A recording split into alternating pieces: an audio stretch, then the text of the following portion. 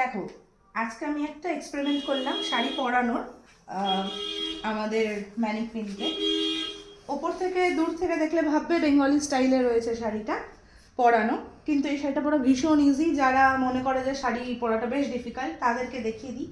কিছুই করা হয়নি শাড়িটা। অ্যাকচুয়ালি এখানে তিনটে ডিফারেন্ট জিনিস রয়েছে। দেখো, এটা একটা স্কার্ট, ওকে, এটা একটা স্কার্ট, এটা একটা ক্রপ টপ কাম ব্লাউজ।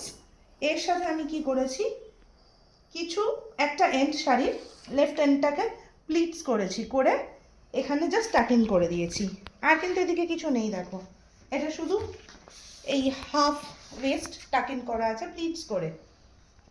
আর ঠিক যেরকম আঁচলে আমরা কুচি দিই, মানে আঁচলে যে প্লিটস বানাই বাঙালি স্টাইলে, এই লুকসটা সামনে আসতেই হয় যে একটা এরকম ফ্লেয়ার মতো থাকবে।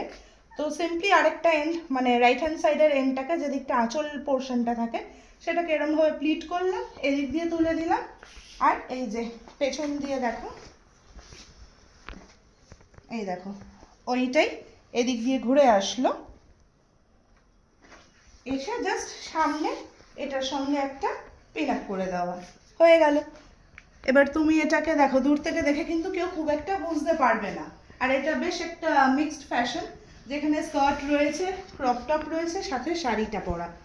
তো এটা খুব ইজিলি, খুব তাড়াতাড়ি পরে নিতে পারবে। এবং বেঙ্গলি স্টাইল, অথেন্টিক বেঙ্গলি স্টাইলের যে লুকসটা থাকে সেই লুকসটা কিন্তু ওর মধ্যে এসেছে আশা করি। তো এই আঁচলটা চাইলে তোমরা আরেকটু এখানেও পিন আপ করতে পারো। আমি একটু নিচে করেছি, যেহেতু ক্রপ টপ আছে এই জায়গাটা যাতে দেখা যায়, এবং এই সাইডে ওয়ার্ক আছে বলে আঁচলটা আমি এদিকে করলাম। তো তোমরা চাইলে সেটা তোমাদের যে কোনো দিকেই নিতে পারো। নর্মালি তো আমরা বাদিকে আঁচল করে পরি, ওকেও তাই করা হয়েছে।